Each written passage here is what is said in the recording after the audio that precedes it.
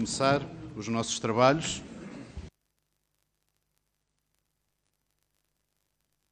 Temos todas as condições, temos quórum, temos cá para a audição do candidato a Presidente do Conselho de Administração da Entidade Reguladora da Saúde, Dr. António Marinho, a quem dou as boas-vindas, agradeço a presença, explicando qual é que é o método de trabalho, que provavelmente já conhece pela audição anterior. Tem 10 minutos para uma primeira intervenção e depois cada um dos grupos parlamentares terá 5 minutos para colocar as questões que entender e, no fim, o Dr. dará as respostas que entender em 10 minutos finais. Portanto, agradecendo-lhe mais uma vez a sua presença, agradeço-lhe antecipadamente a sua apresentação inicial, que lhe tem 10 minutos. Faz favor, Dr. Muito obrigado, Sr. Presidente da Comissão Parlamentar. Boa tarde, Senhoras Deputadas e Senhores Deputados. Eu agradeço muito a oportunidade que me dão para falar sobre a ERS e sobre a minha indigitação para Presidente do Conselho de Administração. Gostaria de sublinhar que é uma honra e um privilégio, mas também uma grande responsabilidade, caso venha a assumir este cargo, pela importância que a ERS tem no sistema de saúde e indiretamente na saúde dos portugueses. E isso é o que verdadeiramente conta, a saúde dos portugueses. Por isso eu também tive de pensar se seria capaz de exercer o cargo com a dignidade que se exige a estas funções. Depois de pensar e de tomar a decisão, assumo o convite com todo o gosto, porque penso que também é a minha obrigação contribuir para uma melhor saúde dos portugueses. Apesar de ter assumido várias responsabilidades na gestão do Serviço de Saúde, nunca deixei a minha vida profissional de médico de família, eu sou da primeira geração dos médicos de família em Portugal. Trabalhei em zonas rurais, em zonas urbanas e, quando não exerci cargos de direção, fui médico de família responsável pela minha lista de utentes. Fiz consultas, fiz visitas domiciliárias a pessoas vulneráveis e também me disponibilizei voluntariamente para ajudar as pessoas nos centros de vacinação Covid. Orientei internos de especialidade da MGF, aprendi e ensinei alunos de medicina e jovens médicos no início da sua vida profissional. Mas, como sabem, também estive quase 10 anos no Conselho Diretivo da ARS Norte. Fui vogal, vice-presidente e presidente do Conselho Diretivo. Nessas funções, participei diretamente nas principais reformas da saúde e, em particular, na região Norte. A região Norte, que é, como sabem, um modelo de prestação de cuidados de saúde em várias áreas. Acompanhei diretamente as negociações da PPP de Braga, a mudança do Hospital São Marcos para um novo hospital e negociei e assinei vários contratos de programa com a entidade gestora do hospital. Participei em muitas negociações com o setor social e foi possível aumentar o acesso aos cuidados de saúde através da celebração de acordos de cooperação com as Misericórdias ou com o Hospital da Prelada no Porto. Acompanhei e participei na criação do Centro de Reabilitação do Norte e acompanhei os acordos de gestão desse centro com a Santa Casa da Misericórdia do Porto e também na sua integração, na devolução ao Centro Hospitalar Vila Nova de Gaia Espinho, mas também pude participar na negociação de respostas na área dos cuidados continuados integrados, seja com o setor privado, seja com o setor social e mesmo com o setor público. No meu trabalho na ARS Norte, para além disto tudo, tive durante um largo período a responsabilidade pela área das convenções e licenciamento de serviços de saúde, que mais tarde passou para a entidade reguladora. E aqui também um trabalho de regulação por parte da ARS Norte. A experiência adquirida e uma visão global do sistema de saúde com setores público, privado e social, muitas vezes complementares e noutras mesmo indispensável, terão como foco a qualidade e a segurança dos cidadãos. Esta visão dos dois lados da saúde, a gestão muitas vezes longe do mundo real, e as consultas no dia-a-dia também me fez compreender melhor a importância da regulação e o impacto das medidas tomadas, muitas vezes sem conhecimento do mundo das pessoas. Nós precisamos ter uma vertente humana e clínica do papel da supervisão-regulação, pelo impacto que as medidas tomadas podem gerar na saúde e no bem-estar dos cidadãos, de forma a, como diz o recém-nomeado diretor executivo do SNS, podermos contribuir e atuar para que ser pobre não signifique ter mais doença ou morrer mais cedo.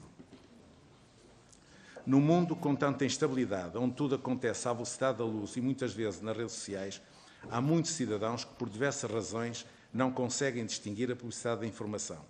Por isso é importante que o Estado garanta o acesso aos cuidados de saúde a todo cidadão, sem discriminação, e que a ambição desmesurada não leve a iniquidades do sistema nem a degradação dos serviços, nomeadamente pela indução de procura e utilização desnecessária.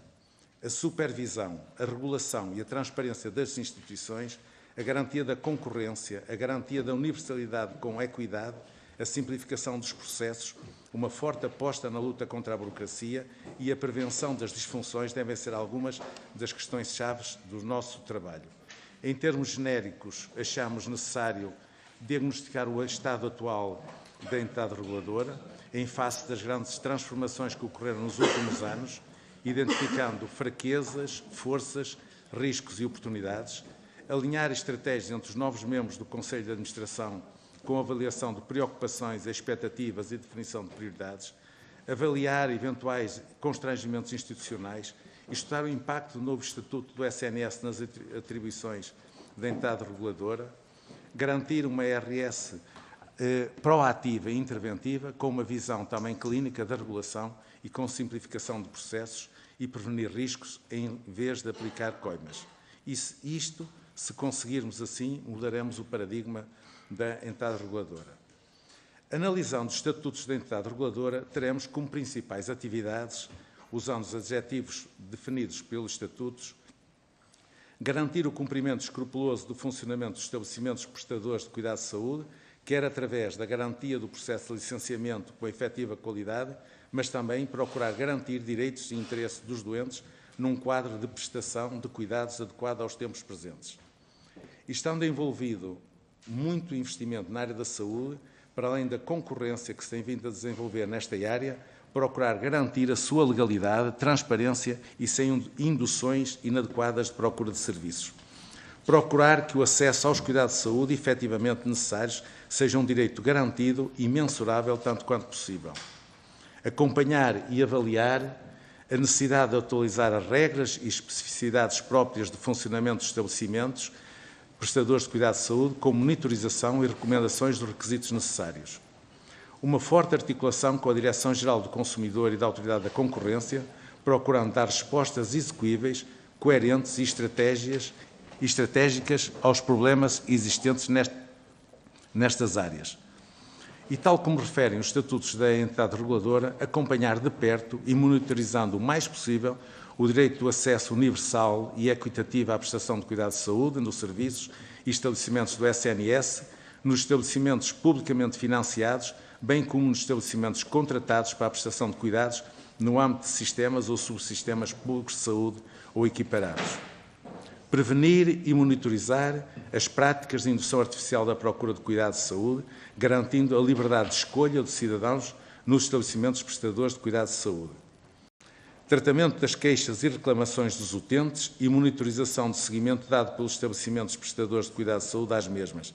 Neste objetivo, gostaria muito de evitar redundâncias e terem um sistema que valorizasse as queixas e reclamações de acordo com a sua importância, evitando desperdício de tempo no tratamento de reclamações que pouco relevo têm para a melhoria do sistema. Acompanhar o cumprimento da Carta dos Direitos de Acesso aos Cuidados de Saúde pelos utentes do SNS, por todos os prestadores de cuidados de saúde, sublinhando os direitos, mas também dando uma importância aos deveres inerentes dos cidadãos. Procurar informar, orientar e apoiar os cidadãos utilizadores de serviços de saúde em articulação com outras instituições, criando condições para as estratégias comuns.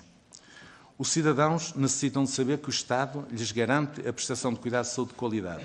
Nesse âmbito deve existir, já existe o SINAS, um sistema de âmbito nacional de classificação dos estabelecimentos prestadores de cuidados de saúde quanto à sua qualidade global, de acordo com critérios objetivos e verificáveis, incluindo os índices de satisfação dos utentes e dos profissionais. Passados estes anos, após a sua implementação, convém avaliar se o atual instrumento é o mais adequado ao nosso Sistema Nacional de Saúde e, se tal não acontecer, ver de que forma poderemos garantir este objetivo da entidade reguladora. A acreditação e a certificação de estabelecimentos é um objetivo legal da entidade reguladora, sendo necessária a verificação do seu cumprimento por parte dos estabelecimentos. Neste âmbito, procuraremos garantir que tal aconteça. No que respeita à regulação económica, continuar a promover todos os estudos necessários e emitir, se for necessário, recomendações, em particular no que respeita ao acesso à atividade e às relações entre o SNS ou entre sistemas ou subsistemas públicos de saúde ou equiparados e os prestadores de cuidados de saúde, independentemente da sua natureza, tendo em vista o fomento da transparência, da eficiência e da equidade do setor, bem como a defesa do interesse público e do interesse dos utentes. No campo das convenções, muitas delas com modelos atualizados e numa altura em que se assiste a uma grande fusão de entidades e serviços, procuraremos monitorizar, avaliar e emitir recomendações, se necessário, sobre os acordos subjacentes ao regime das convenções, bem como sobre os contratos de concessão e de gestão e outros que envolvam atividades de concessão, construção, financiamento, conservação ou exploração de estabelecimentos ou serviços públicos de saúde, de forma a estar garantida a concorrência e a transparência dos processos. Tendo em conta o novo estatuto do SNS e o novo modelo organizativo do SNS, a entidade reguladora tem de estar preparada para estudar, acompanhar e emitir, se necessário, recomendações sobre a organização e o desempenho do Serviço de Saúde do SNS para respostas efetivas à melhoria de saúde das populações.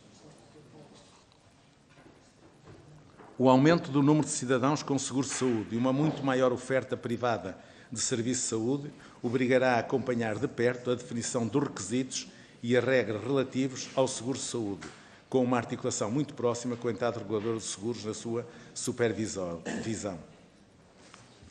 Tendo em conta, quase a terminar, em conta as alterações profundas causadas pela pandemia e a instabilidade mundial atualmente sentida, torna-se necessário rever as taxas de licenciamento, de inscrição e de manutenção no Registro Público de Estabelecimentos Prestadores de Cuidados de Saúde, procurando reduzir os custos de contexto das diferentes entidades, sem esquecer o acompanhamento da evolução do montante das taxas e preço de cuidados de saúde administrativamente fixados ou estabelecidos por convenção entre o SNS e entidades externas e zelar pelo seu cumprimento. Eu espero que esta pequena síntese para o futuro da entidade reguladora mostre uma estratégia que, aliás, está na legislação, vertida na legislação, que nós cumpriremos com total independência e com total transparência. E o meu dever, por último, de, como instituição pública, prestar conta aos cidadãos. Muito obrigado pelo tempo que me deram para me apresentar esta nossa proposta de trabalho. Muito obrigado, Sr. António Pimenta Marinho. Agradeço a sua intervenção inicial. Passo agora a palavra aos grupos parlamentares, começando pelo Grupo Parlamentar do Partido Socialista. O Sr. Deputado Luís Soares tem 5 minutos. Muito obrigado, Sr. Presidente. Senhoras e Srs. Deputados, cumprimento o Sr. Dr. António Pimenta Marinho. Felicito pela indigitação para a função de Presidente da Entidade Reguladora da Saúde e queria começar por dizer que o Grupo Parlamentar do Partido Socialista não confunde aquilo que é o papel do Parlamento e o papel de cada um dos grupos parlamentares e esperamos precisamente por esta audição e por esta avaliação para fazer aquilo que nos compete, independentemente de outras entidades por quem Vossa Excelência já tenha prestado provas. E dizer que, no que toca à intervenção que aqui nos deixou, o currículo que nos foi remetido, nós ficamos muito tranquilos. Aliás, queria precisamente valorizar uma dimensão que trouxe no questionário que preencheu, que tem a ver precisamente com o objetivo de garantir uma entidade reguladora da saúde ativa, interventiva, mas sobretudo com uma visão clínica. Também fez questão de dizer isso, que nunca deixou de ser médico de família, que apesar de ter desempenhado durante muitos anos as funções diretivas, depois de as cessar, voltou à sua condição de médico nas zonas urbanas, nas zonas rurais.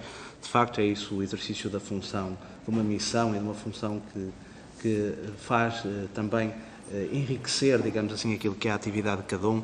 Não se é médico só quando se quer, é sempre médico e volta sempre ao local de partida. E essa é uma dimensão que nos parece que é determinante para o trabalho que também se propõe a fazer na entidade reguladora da saúde. Conhecedora do terreno, alguém que está em proximidade e que sabe precisamente no exercício de funções diretivas ou de médico de medicina geral e familiar quais são os problemas das pessoas.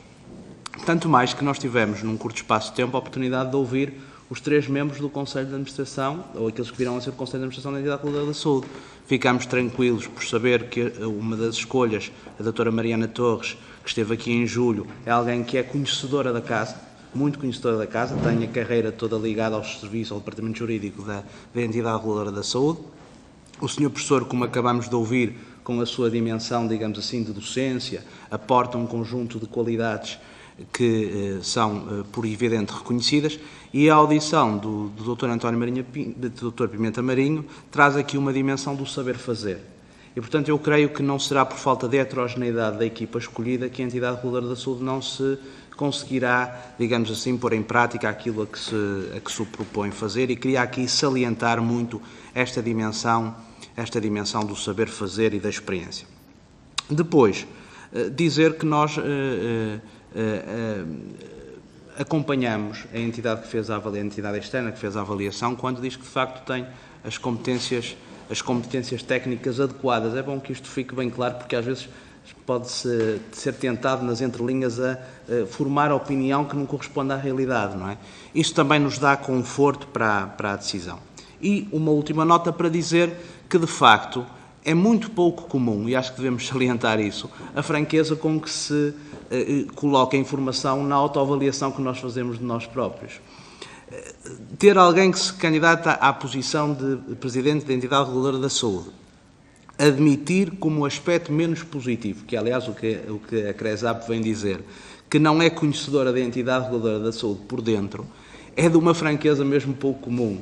Mas é na realidade crua, porque quando não desempenhamos ainda a função numa entidade à que nos propomos a fazer, é muito difícil nós conhecermos por dentro essa instituição.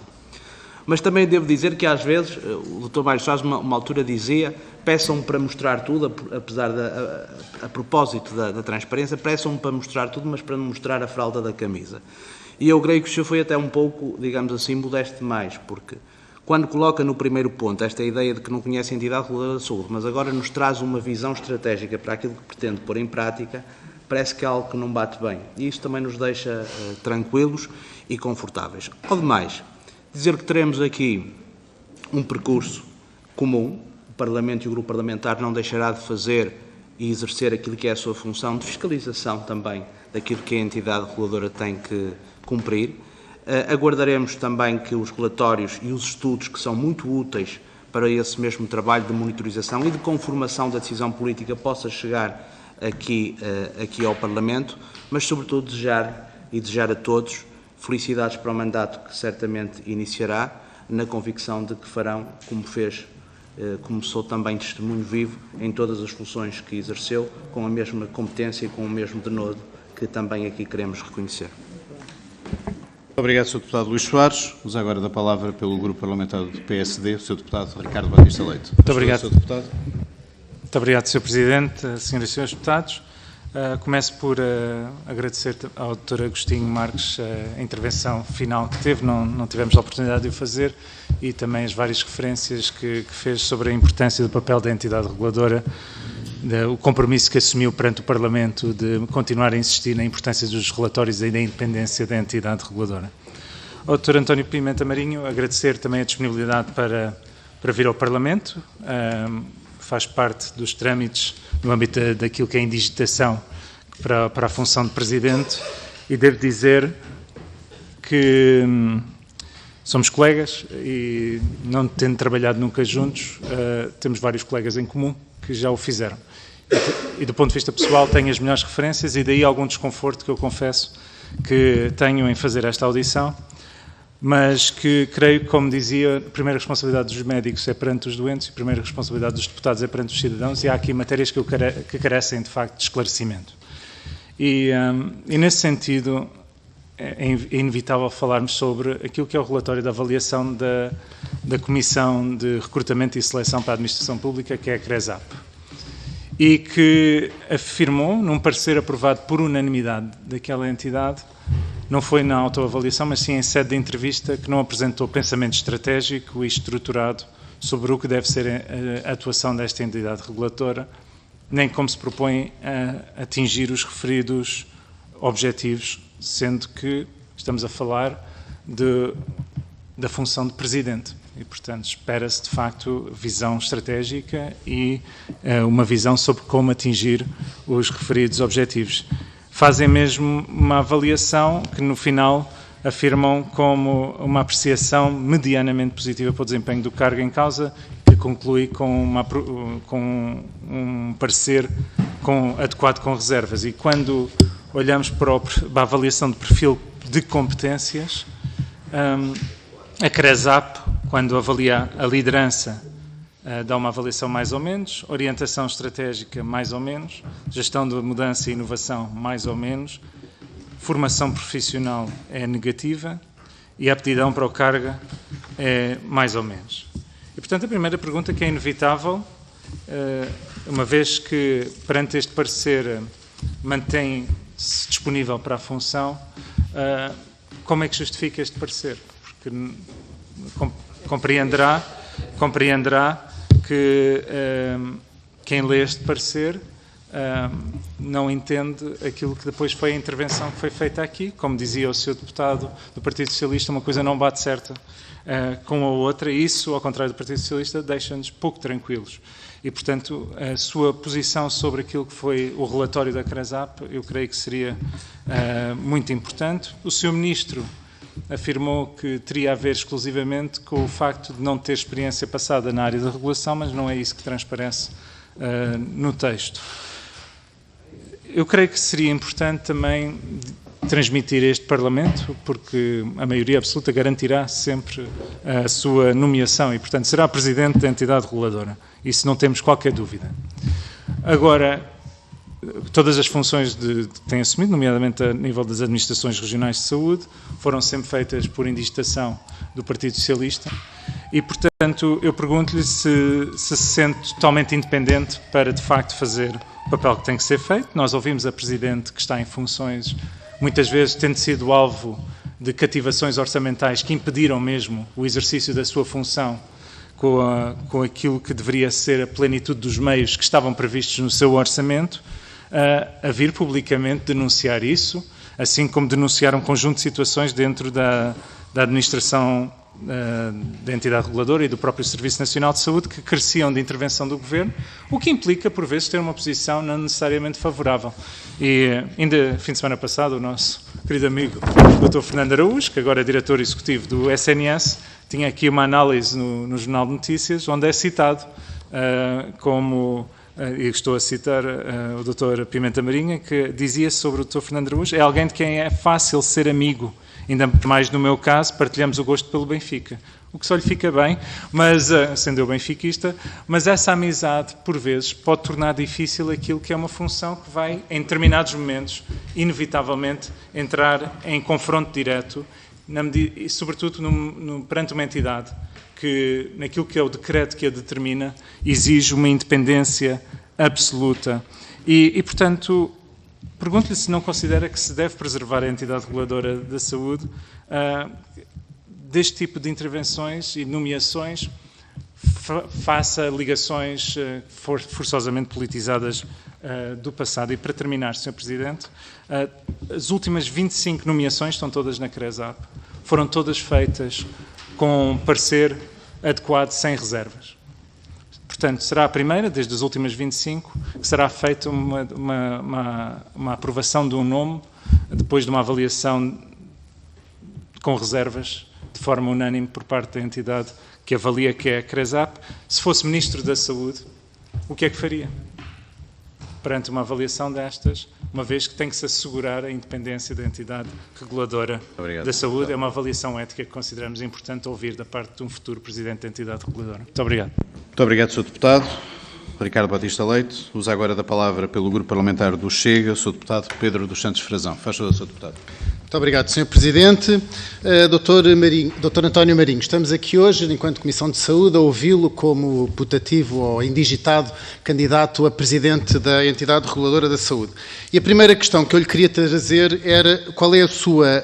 se fica confortável sabendo que a entidade reguladora da saúde decide os seus próprios vencimentos, tem um conselho de vencimentos que faz parte da própria entidade reguladora da saúde e que há poucos dias decidiu que o vencimento do Presidente subia subiu de 5.700 euros por mês para 8.280 euros por mês. A este valor acresce ainda 40% de despesas de representação. Quer dizer que o Sr. António Marinho vai passar a ganhar 11.592 euros por mês, o que dá 162 mil euros por ano. E isto foi decidido pela própria Comissão, que faz parte da entidade reguladora e que lhe fez este favor de ter este aumento substancial do valor do Presidente e também dos vogais da Administração, que decidiram aumentar substancialmente o salário antes do Sr. Dr. António Marinho tomar posse e, portanto, gostava de saber a sua opinião sobre este valor, sobre este salário e sobre a forma como este aumento foi decidido. Quando muitas forças políticas, incluindo a minha, o que defendem e propõem aqui na Assembleia é que os vencimentos dos políticos e dos cargos políticos deixam para fazer uma prova de solidariedade com aquilo que se está a passar em Portugal, nomeadamente com a inflação, com o pouco aumento dos salários e com a pobreza que se está a instalar no país. Em segundo lugar, queria abordar o parecer que foi feito pela CRESAP na sua indigitação. De facto, o parecer que a CRESAP que o Presidente da CRESAP assinou no dia 7 de novembro e ele desapareceu do site da CRESAP. Este parecer devia estar público no site da CRESAP durante 90 dias, isso não é responsabilidade sua, mas de facto ele desapareceu. Só esteve público durante 3 dias. A partir daí, talvez a CRESAP tenha sido atacada por hackers de alguma origem russa ou alguma coisa, mas de facto os pareceres desapareceram. E desapareceram porquê? No meu entender, desapareceram porque a conclusão do parecer é que a avaliação do seu currículo, de facto, tem reservas. E nós, enquanto Assembleia da República, temos também que ter reservas quanto à sua indigitação pela tutela. Porque, de facto, dizia que o seu currículo era adequado, mas que era adequado com reservas, o que o coloca numa posição frágil, porque o Sr. Professor Agostinho Marques, que está ao seu lado, foi indigitado sem nenhuma reserva, portanto, como adequado, e, portanto, parece que o currículo do seu vogal era mais um currículo presidencial do que o próprio currículo do Sr. António Marinho. E gostava de saber a sua opinião sobre isso. Porque os outros candidatos, de facto, todos aparecem sem estas reservas e, se nós lermos as transcrições deste parecer, diz que a personalidade indigitada, que é o Soutor, ao ter indicado alguns objetivos da ERSE, em sede de entrevista, não apresentam um pensamento estratégico e estruturado sobre o que deve ser a atuação desta entidade reguladora. Portanto, gostava de lhe dar aqui a oportunidade, no tempo que vai ter a seguir, para poder apresentar esse pensamento estratégico que não foi capaz de apresentar aqui. O senhor leu muito bem, conseguiu ler bem as transcrições da missão e dos estatutos da ERSE, mas não é isso que se pede a um presidente da ERSE, que venha para o Parlamento ler as transcrições da missão. Isso nós também podemos consultar, Soutor. O que se pede é a sua visão estratégica para o setor da saúde. E também ficamos preocupados quando a própria avaliação da CRESAP também diz que na formação profissional lhe dá um menos, dá-lhe um mais ou menos na aptidão para o cargo, um mais ou menos na gestão da mudança e inovação, um mais ou menos na orientação estratégica e um mais ou menos na liderança. Quer dizer que a avaliação da sua personalidade enquanto candidato tem 4 mais ou menos e uma apreciação negativa. E, portanto, parece-nos bastante preocupante que a tutela o tenha indicado como Presidente da ERSE e revela uma falta de estratégia, tal como o seu discurso inicial revelou já uma incongruência com aquilo que tínhamos ouvido antes do Sr. Professor Agostinho Marques. O Sr. Professor Agostinho Marques acabou de dizer aqui, há menos de meia hora, que as reclamações são das coisas mais valiosas que a ERSE tem. Ora, o senhor agora nem sequer esteve atento ao discurso do seu antecessor, porque o senhor acabou de dizer que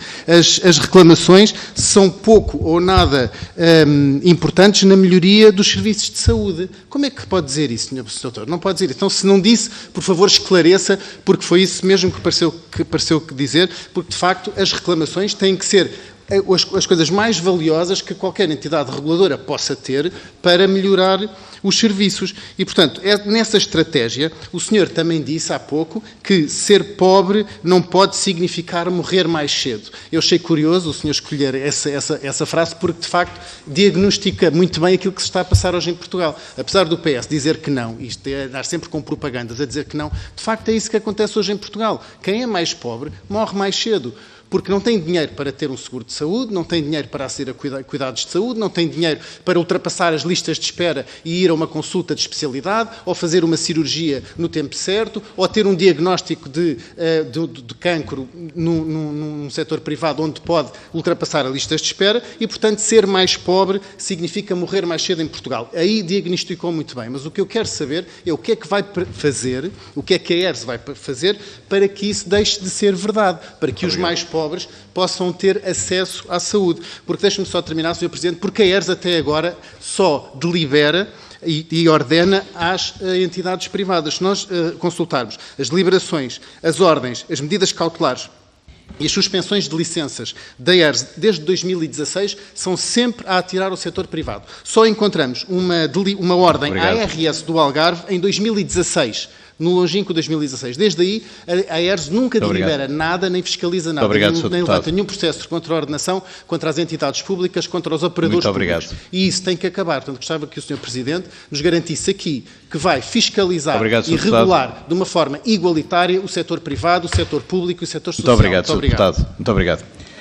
Usa agora da palavra pelo Grupo Parlamentar da Iniciativa Liberal, a Sra. Deputada Joana Cordeiro. Faz favor, Sra. Deputada. Obrigada, Sr. Presidente. Boa tarde novamente a todos os Srs. Deputados e cumprimento novamente também o Sr. Professor Agostinho Marques e o Dr. António Marinho, reiterando o desejo de que desenvolvam um excelente trabalho nas vossas funções.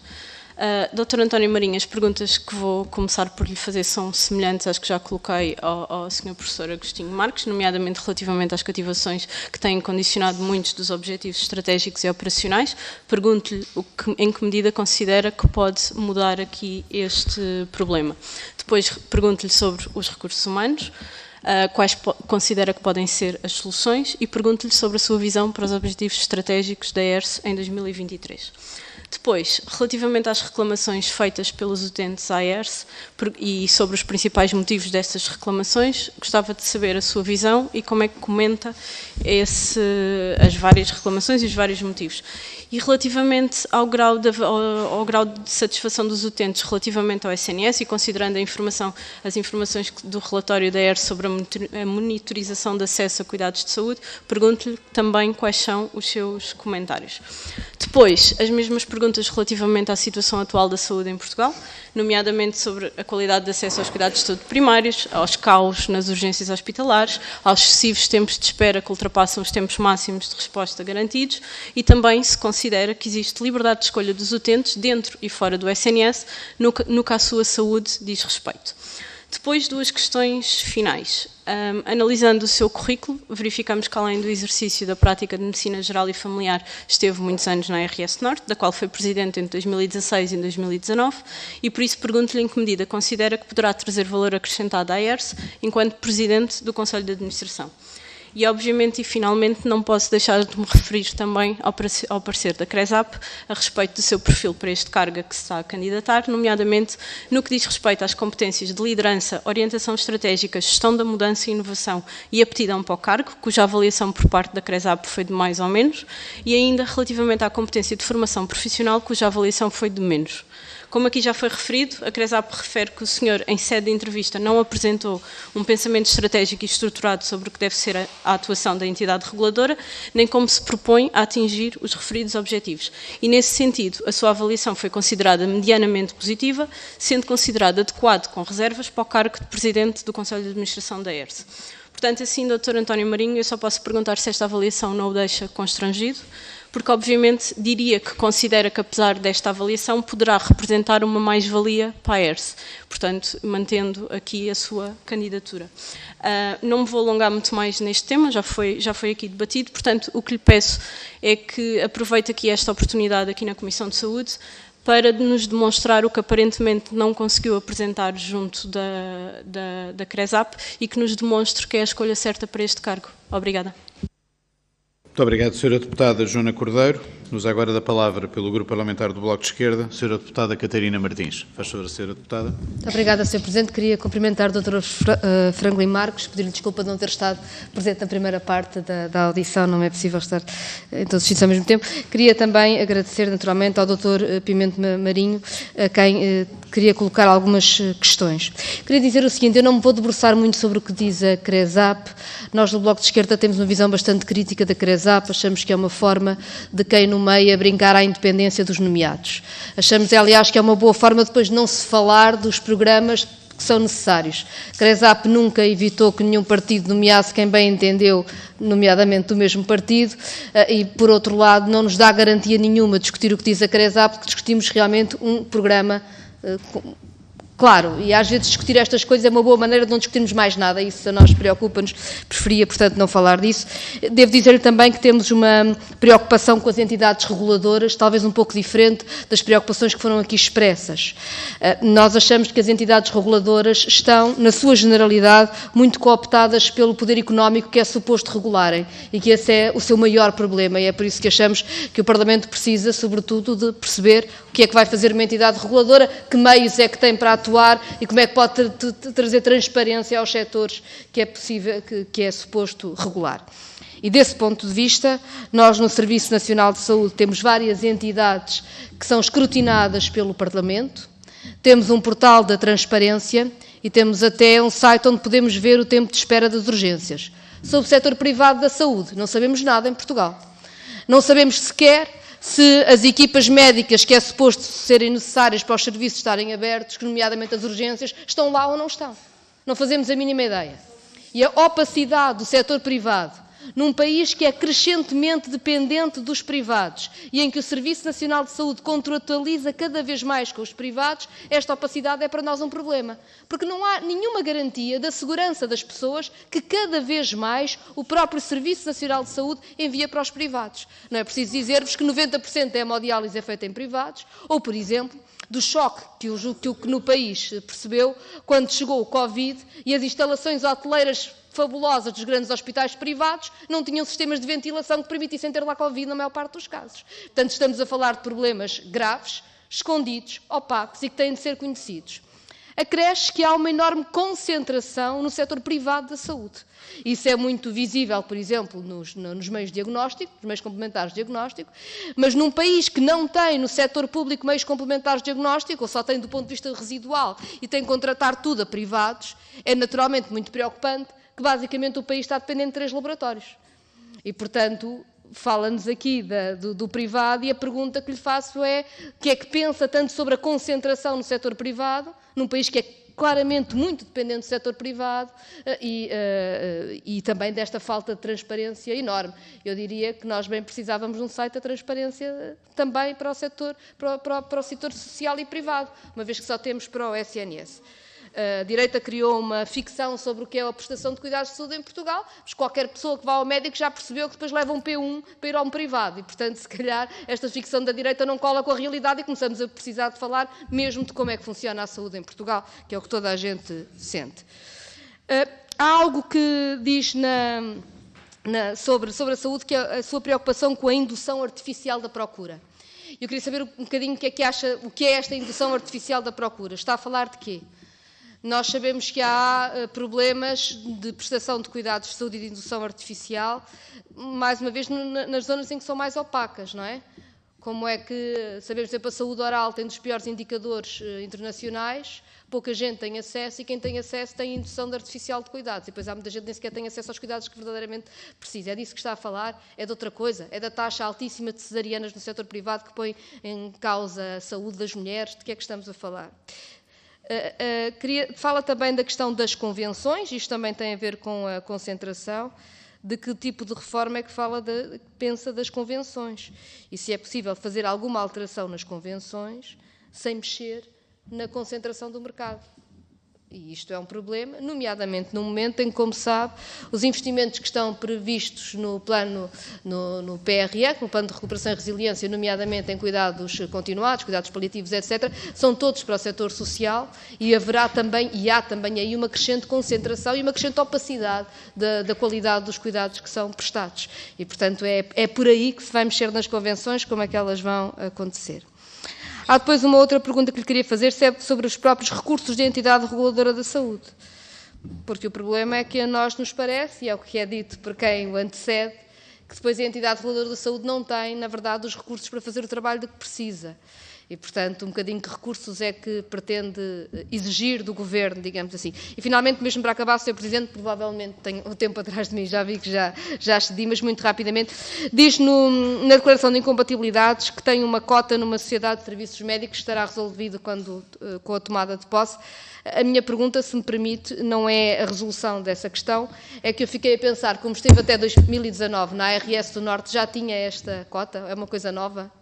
De repente, enfim, confesso que a preocupação que me veio foi então como é que estávamos de incompatibilidades nessa altura. Muito obrigada.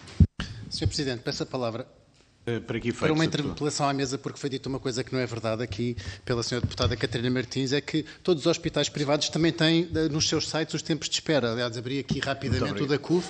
Olha, Sra. Deputada, são 27 minutos. Da CUF Cascais são 20 minutos no atendimento permanente. Portanto, eu acho que, como Comissão de Saúde, não, Sr. Presidente, como Comissão de Saúde nós temos que pugnar por dizer a verdade. E uma Sra. Deputada não pode vir aqui à Comissão dizer que os hospitais privados não têm no site os tempos de espera e que não têm transparência, quando isso é absolutamente mentira. Muito obrigado. Vamos então ouvir o Sr. António Pimenta Marinho para poder dar resposta às questões todas que foram colocadas pelos senhores deputados. Tinha 10 minutos, são indicativos, que pedia que pudesse, de uma forma mais completa possível, pudesse responder a todas as questões que depois serão objeto do parecer da Comissão. Muito obrigado. Faz favor. Muito obrigado. Eu começava pelo Sr. Deputado Luís Soares. Muito obrigado pelas suas palavras. Eu, de facto, não estou à procura de emprego. O Sr. Deputado está enganado. Feliz. Faz favor, Sr. Deputado Luís Soares.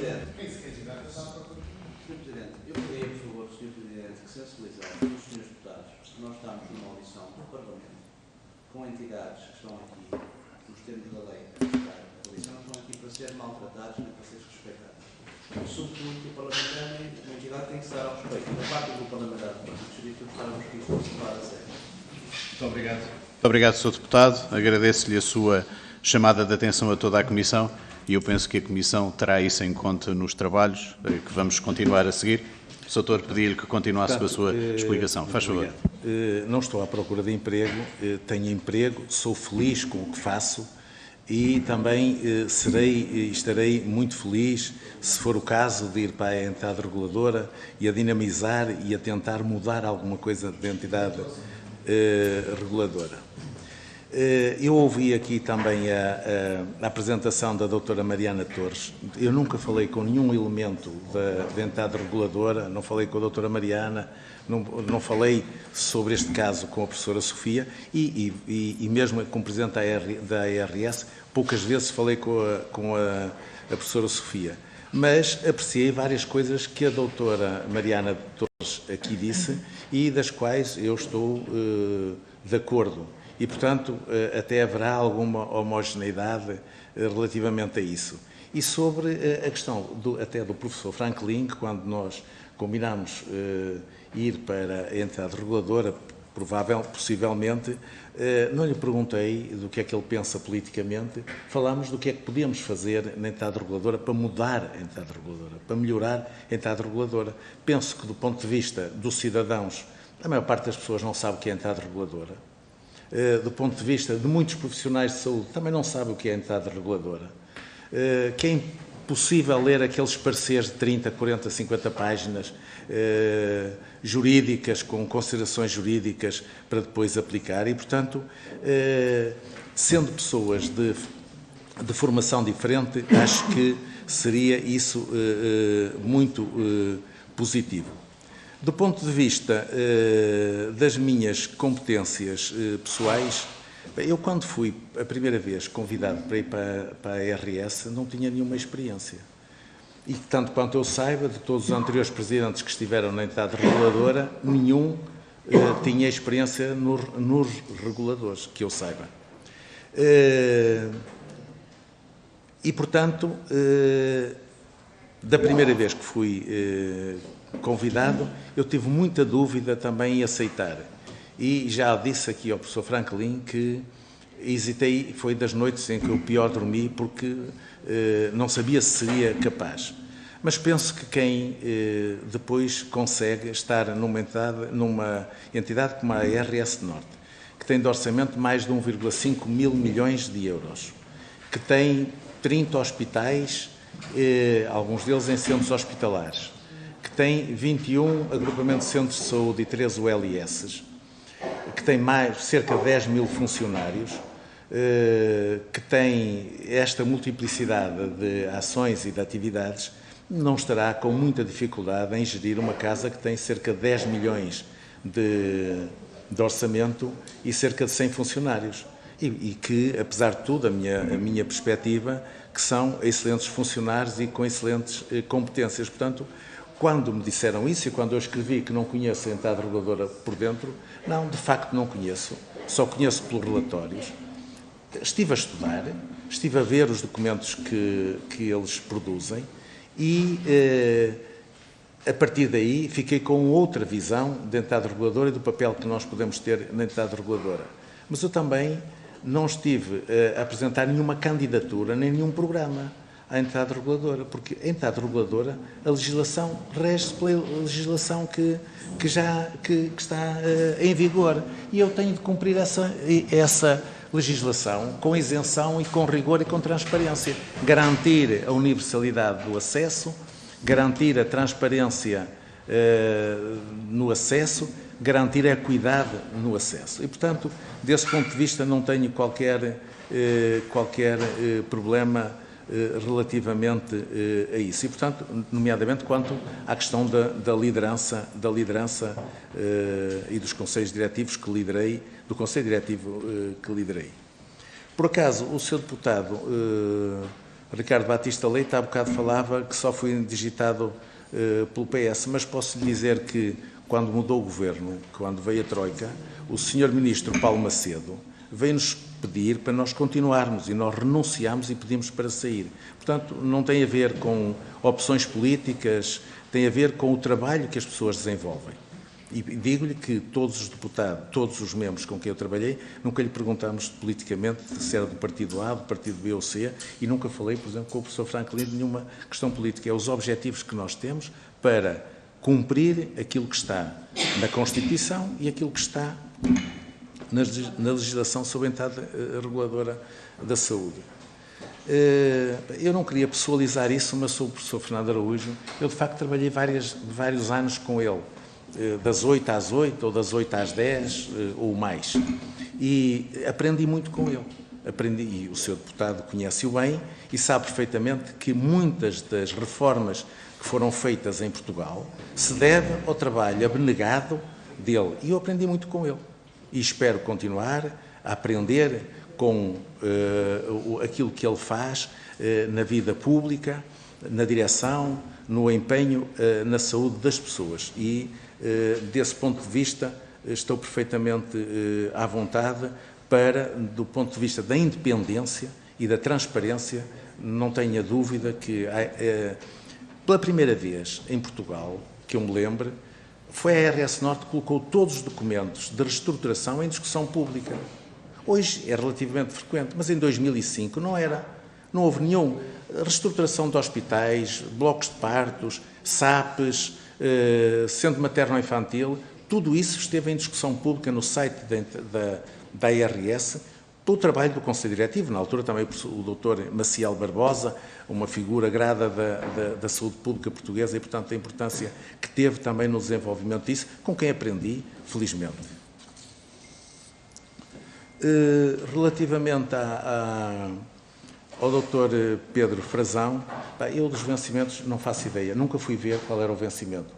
Eu sei que quando fui para a ARS perdi dinheiro, não foi por causa disso que eu deixei de assumir um serviço público.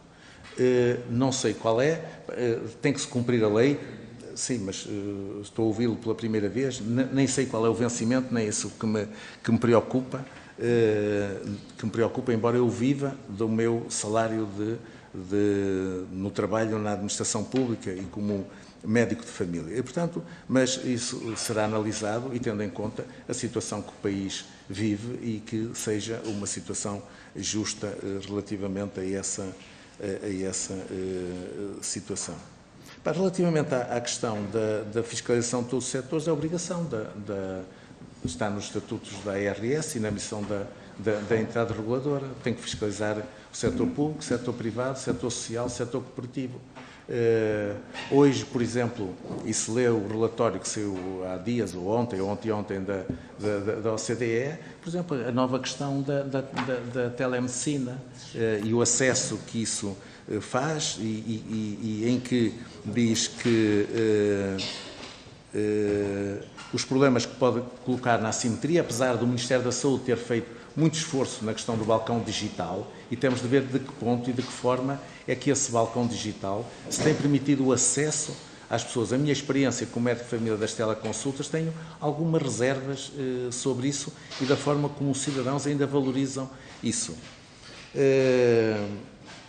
E há um aspecto importante que a OCDE ontem refere, que é, de acordo com a estimativa recente da OCDE, cerca de metade de todos os novos investimentos necessários para reforçar a resiliência dos sistemas de saúde devem ser consagrados ao aumento do recrutamento e da retenção dos profissionais de saúde através das melhorias de condições de trabalho. Acho que temos de apostar nisso e a entidade reguladora tem que dar um contributo importante.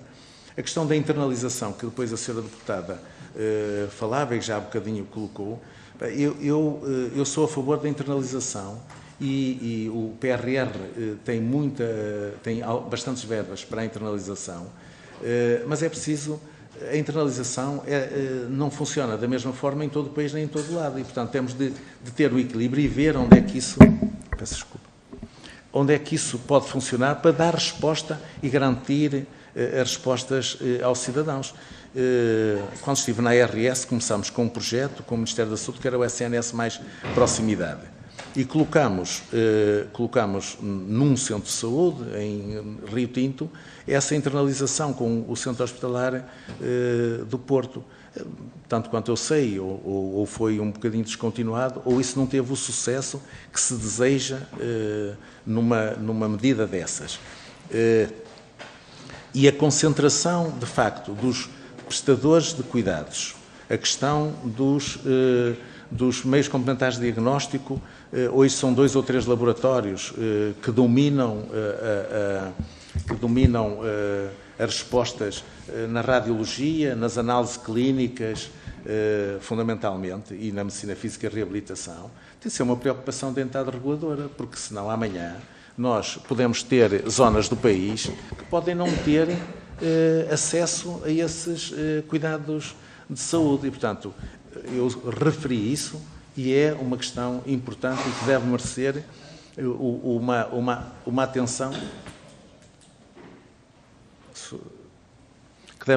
atenção particular. Relativamente às reclamações, é evidentemente que as reclamações são a questão mais importante, se calhar, para monitorizar a situação do que se vive na saúde. Agora, nós temos, e quando eu falo de redundância, nós temos, o doente reclama numa unidade de saúde, o ACES avalia, a ARS avalia e a entidade reguladora volta a avaliar. Há dias houve aquela troca de cadáver em Faro. O hospital fez um inquérito, a entidade reguladora fez outro inquérito, ou está a fazer, o IGAS está a fazer outro inquérito e o Ministério Público está a avaliar. Nós precisamos de fazer tantos inquéritos para chegar depois a uma conclusão? Mas é quando eu falo na luta contra a burocracia, contra as redundâncias, é precisamente nisto. Eu acho que isto temos que mudar. Por outro lado, Em relação às cativações, eu não sei se há cativações, se tem havido cativações na entrada reguladora. Pois, mas eu não falei com a senhora Presidente. Pedia duas coisas. Por um lado, que não entrássemos em diálogo, já houve aqui alguns pontos disso, e a outra era que conseguíssemos apressar, porque já vamos com o tempo. Temos todo o gosto em ouvi-lo, mas acho que temos que cumprir as regras. Só mais Muito obrigado. duas ou três coisas. A liberdade de escolha dentro do SNS hoje é possível. Hoje é possível, eu posso referenciar um doente e pergunto-lhe se ele quer ir para o Hospital de Braga ou para o Hospital de São João ou para Faro, mas também há coisas que é preciso corrigir. Não faz sentido que, por exemplo, com a questão do SIGIC, que um doente tenha de vir de Faro a Braga ou a Vila Verde para fazer uma consulta pré-anestésica, para depois ir outra vez para Faro e para depois vir para a cirurgia. Acho que temos que corrigir, acho que isso não fica bem ao SNS, nem fica bem ao esforço que os doentes fazem para essa mobilidade. Quase depois posso responder mais algumas coisas, mas uma das coisas que a entidade reguladora foi criada em 2003, fruto de um decreto do anterior ministro Luís Filipe Pereira, quando se falava na privatização dos centros de saúde. Depois, em 2009, houve uma nova regulamentação, em 2013 é o atual estatuto e em 2023 temos 20 anos. Eu espero criarmos fóruns de discussão para nós podermos ver de que forma é que a entidade reguladora pode ser útil ao país, útil aos cidadãos e para melhorar a saúde dos portugueses. Eu não tenho visto essa discussão, não tenho visto a entidade reguladora ter uma atuação para além dos relatórios e dos alertas, etc. Mas isso faz parte da nossa missão e dos estudos que estaremos sempre disponíveis para fazer nos constrangimentos, mas é preciso refletir com os peritos, com os técnicos e com o Parlamento, naturalmente, estas novas questões e as funções da entidade reguladora. A regulação económica é diferente da regulação da saúde. A saúde tem outras dimensões que a regulação económica não tem. E eu espero que a nossa experiência, a nossa visão também clínica da situação ajude a melhorar e contribua para esse melhor desempenho e melhores respostas para o país. Muito obrigado, Sr. Agradeço-lhe a sua presença, as explicações. O Sr. Deputado Ricardo Batista Leite pede a palavra para... Ponto de ordem sobre a condição de Chegões. Faz favor, Sr. Deputado. Não sei se foi por lapso, e portanto queria apenas deixar isso claro, se foi uma opção, que tem todo o direito de não me responder, mas fiz várias perguntas sobre o relatório da CRESAP e que o Sr. optou por não responder a nenhuma das questões, sobretudo as questões éticas que nós suscitamos. Portanto, é apenas para... pode ter escapado nas respostas e portanto, dar essa oportunidade.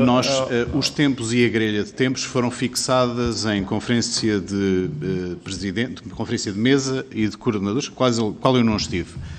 E, portanto, quer este agendamento foi todo marcado pelo Sr. Presidente e, portanto, o Sr. Presidente Malo de Abreu, com certeza que entendeu que esta era a melhor grelha que podíamos ter, o melhor dia para fazer a reunião, hoje, antes dos requerimentos que amanhã estão para ser votados, e, portanto, aquilo que eu queria dizer é o seguinte, as regras foram colocadas pela Comissão e dentro desse tempo, do qual eu fui até bastante bondoso, porque eu acho que ultrapassámos em cerca de 50% do tempo que estava estabelecido, os nossos convidados utilizaram o tempo de acordo com os critérios que entenderam. Sr. Presidente, eu não queria continuar. Ainda na interpelação que eu estou a fazer, a pessoa convidada iria usar da palavra, se não tivesse sido interrompido pelo Presidente, porque penso que nenhum partido se opõe a que possa falar sobre aquilo que é a questão central desta audição, que é a avaliação da CRESAP, e, portanto, da nossa parte, gostaríamos de ouvir, tendo havido disponibilidade da parte do candidato, se o Partido Socialista e o Sr. Presidente entendem que não, isso é uma opção. Sr. Deputado, os critérios foram estabelecidos